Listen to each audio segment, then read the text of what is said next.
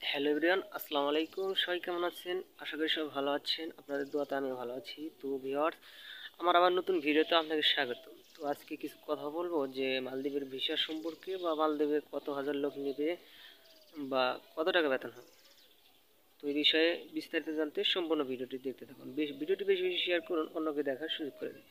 তো ভিউয়ার্স, আজকে কথা বলবো যে মালদ্বীপের অবস্থাটা কেমন। মালদ্বীপের অবস্থাটা বর্তমানে অনেক সুন্দর এবং সুস্থ সবল দেশ, এবং গেলেও ভালো কাজ পাবেন। তো সকালে ভিসা ভিসা চালু হয়ে গেছে।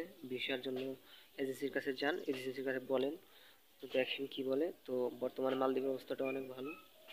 কি বলেন, না বললে কিন্তু হবে না। তো ভিউয়ার্স, এখন বলবো যে মালদ্বীপে কত হাজার লোক নেবে। মালদ্বীপে তো কিছুদিন আগে বলা হয়েছিল যে 1 লাখের মতন লোক নেবে। তো এখন বর্তমানে 80-85 হাজারের মতন লোক ঢুকে গেছে। এর আগের বার চালু হয়েছিল। তো এখন বর্তমানে 20 হাজারের মতন লোক নেবে। 20 হাজারের মতন লোক প্রায় প্রায় মাসের ভিসা বের হয়ে গেছে। তো ভিউয়ার্স, তাড়াতাড়ি ভিসা পেলেন, পাসপোর্ট দিয়ে টাকা দিয়েছেন অনেকদিন আগে হয়তোবা। তো এখন গিয়ে এজেন্সিকে বলেন, তো তাড়াতাড়ি যান, কাজ ভালো পান। আশা করছি এই বিষয়টি বুঝতে পারছেন। সব ভালো থাকবেন, সুস্থ থাকবেন। আল্লাহ হাফেজ।